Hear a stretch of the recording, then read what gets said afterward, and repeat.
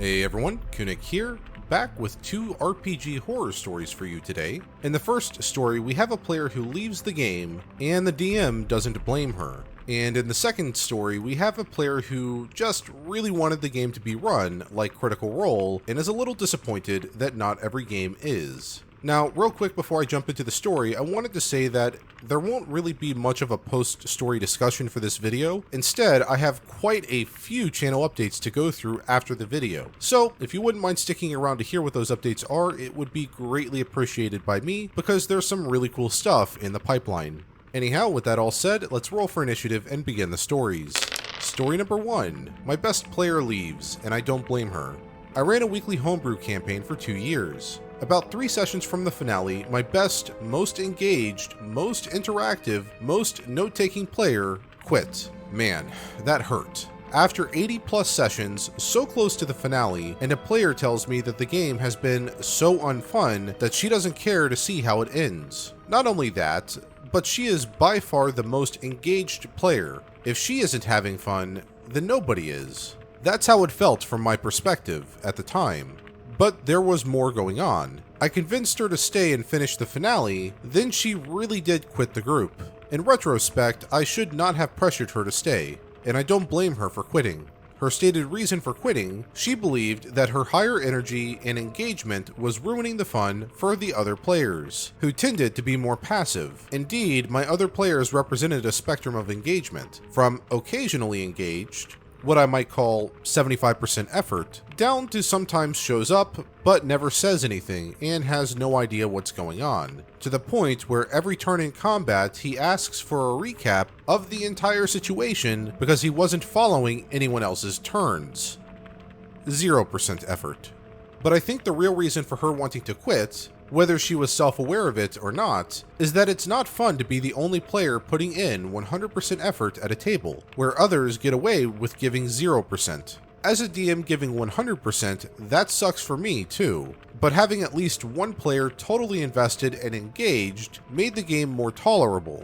Not ideal for me, because at least I looked forward each week to interacting with my one 100% player. The solution seems obvious. Players giving low effort should be kicked out instead of players giving high effort quitting. If my high effort players quit and expectations are set to the lowest common denominator, then I don't want to DM that group anyway. But tell that to the 100% effort player trying to quit, and she hears, your dissatisfaction and extra effort is the reason other players will be kicked from this game. Rather than cause others to get kicked, she wanted to step down. But if her stepping down causes the DM to stop the game entirely, then she feels obligated to stay, despite not having fun. A catch-22. So she stayed to the finale of the campaign arc, and then quit. And now I'm quitting that group too. Common advice I see online advises us to kick the problem players who drag down the rest of your group. And it is definitely true that the zero-effort player can spoil an entire table, if the DM or other players want a high-effort, high-engagement game. In my limited experience, groups tend towards the lowest common denominator because putting yourself out there, putting on a high-effort performance, is an emotional risk. If you take that risk and get no response, it hurts and it discourages you from doing it again. Or if you're out there taking that risk, giving awesome narration of your turn in battle, and then the next person in initiative says, oh, my turn? So, what are we fighting again? You can feel the energy sucked out of the room. Every time that happens, every other player gives less and less, even if they would otherwise give 100%. But sometimes, instead of kicking the low effort players, or demanding they give more than it seems they can, it's better to just blow out yourself. Find an entirely new group. This feels like relationship advice, but you are responsible for seeking out players who give you as much as you give them. And sometimes, rather than molding a currently existing group into the group you want it to be, even if you think it's possible, it's better to just find other people. I hear through the grapevine that my high effort player found a great group, and she is happy now. I will find one too. On to the second story. Player wanted the game run like Critical Role. So the campaign started with a simple pirate arc, to get new players acquainted to Dungeons & Dragons, with me as DM and another experienced player to help.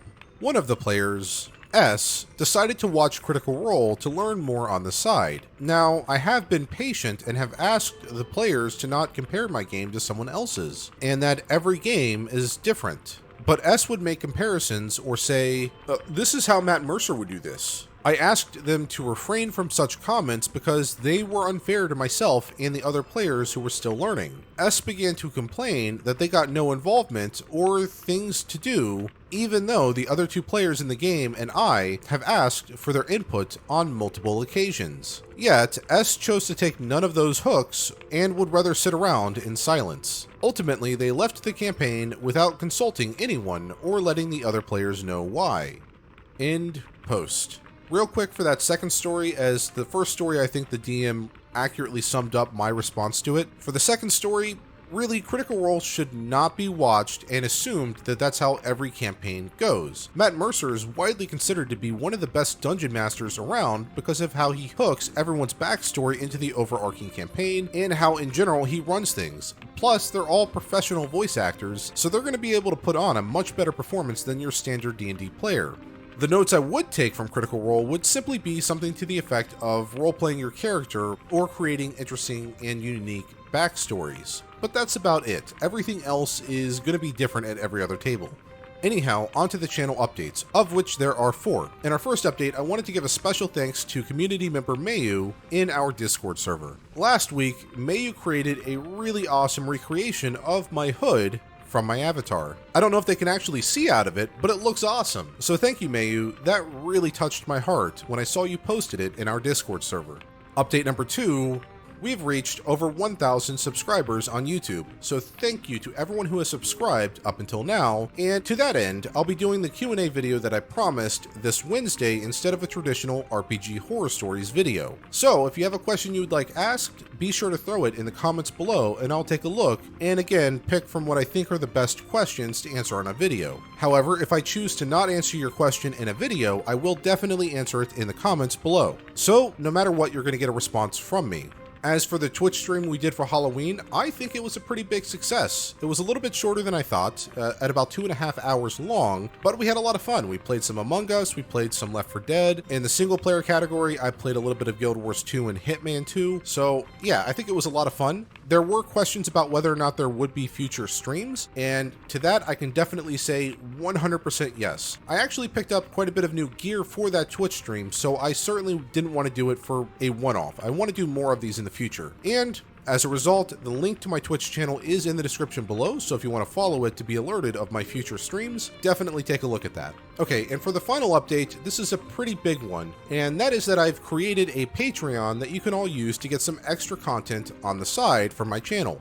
I had a lot of requests in our Discord server and on YouTube comments about extra little things I could throw out to the community to make it a little bit more fun, and that's what I created the Patreon for. So there's a few different tiers. But starting at tier 2, which is our Mimic tier, you'll get every single video that I release at least 12 hours in advance, though I'm hoping to spread that out to 24 to 48 hours in advance in the future. There's also the Troll tier, which, like the name implies, is going to help you troll me just a little bit in our Discord server. For this tier, you're going to get every single video that I release with the microphone audio only, so if you wanted to create a fun little soundboard or remix me doing random songs or something like that, that's going to be perfect for doing that. And the current final tier is our Baylor tier, and this is the one I'm calling our Content Creators tier. Any kind of content that I create specifically for the channel will be posted here and usable by anyone under the Creative Commons Attributions license. So as of today, the looping Halloween background that I used in all of my videos last week is posted here, and you're free to use it in any of your videos, even if you monetize them, so long as I'm properly attributed. And there's a little snippet there that you can copy and paste to use in your video description. And regardless of which tier you go with, every single one of them comes with a unique Discord role for our Discord server, tied specifically to the name of the role you are at. So if you're at our Kuatoa tier, you get the Kuatoa Toa role in Discord, and likewise all the way down to the Baylor tier. And on top of that, everyone that is a Patreon supporter will be added to the ending scroll of the video. And that is actually specifically why I'm announcing Patreon today. I've secretly had the Patreon link in a few of my videos just to see if anyone would notice it in advance, and 3 people actually did. So I have to start putting their names at the end of every one of my videos, and I didn't want to just do that out of the blue without announcing as to why I'm doing that. So this is why. If you're interested in checking out my Patreon account, the link is in the description below and has been for the past week. Anyhow, that's all for my video today. If you enjoyed it and you want to see more videos just like this, be sure to hit that subscribe button and bell notification icon to be notified of my future videos. As always, the source of the videos are in the description below. Anyhow, while you wait for my next video, here are a few related videos that you can watch in the meantime.